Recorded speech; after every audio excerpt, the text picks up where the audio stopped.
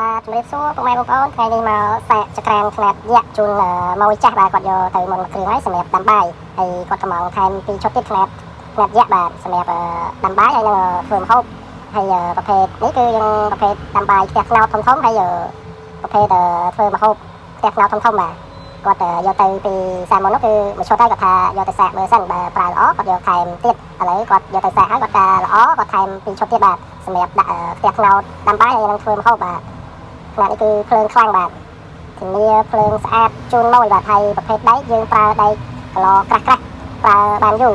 មិនប្រើដែកស្ដើងទេដែកស្ដើងយ៉ាងធូរថ្លៃតែគុណភាពទៅតាមតម្លៃបាទបើពុកម៉ែបងប្អូនមានតម្រូវការចង់បានប្រភេទចក្រានប្រើប្រេងបាទខ្នាតយក្សយកទៅសម្រាប់ដាក់ផ្ទះខ្នោតចុងភៅកែ